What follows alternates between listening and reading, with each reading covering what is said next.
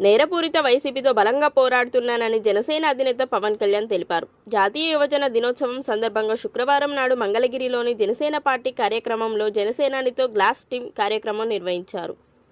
ఈ క్రమంలో పవన్ కళ్యాణ్ యువతీ యువకుల ఆలోచనలను విన్నారు. ఈ సందర్భంగా పవన్ కళ్యాణ్ మాట్లాడుతూ, శక్తివంతమైన యువ సమూహం అండ నాకుంది. నాకు నిరంతరం వెన్నంటి ఉండేది యువత మాత్రమే. సగటు మనిషి ఆవేదనను తీర్చాలంటే చట్టసభలో మన గొంతు బలంగా వినబడాలి. నవతరం ఆలోచనలు ప్రభావితం చేసేలా ఉండాలి. యువతకు భరోసా కల్పించేలా ప్రజా పాలసీలను తీసుకువస్తాం. యువతరానికి ఖచ్చితంగా నేను పూర్తి స్థాయిలో అండగా నిలిచే బాధ్యత తీసుకుంటున్నానని పవన్ కళ్యాణ్ తెలిపారు.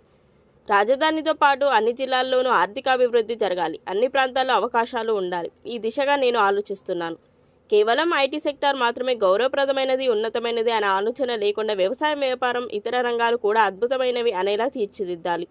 నేను అధికారంలోకి వస్తే అది చేస్తాను, ఇది చేస్తాను అని చెప్పను. అందరికీ ఉపయోగపడే పనులు మాత్రం ఖచ్చితంగా చేస్తాను. వైసీపీ ప్రభుత్వం ఏపీలో అధికారంలోకి వచ్చిన తర్వాత గంజాయి విచ్చలవిడిగా దొరుకుతుంది.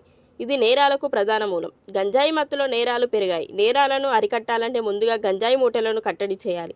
అధికారంలోకి వచ్చాక యువత గొంతు అవుతా. నేను యువత చెప్పే ప్రతి ఆలోచనను జాగ్రత్తగా వింటాను.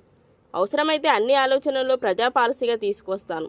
వచ్చే ప్రభుత్వంలో జవాబుదారీతనం తీసుకువస్తా. యువతకు మంచి భవిష్యత్తు ఇచ్చేలా భరోసా ఇస్తాం అని పవన్ కళ్యాణ్ హామీ ఇచ్చారు.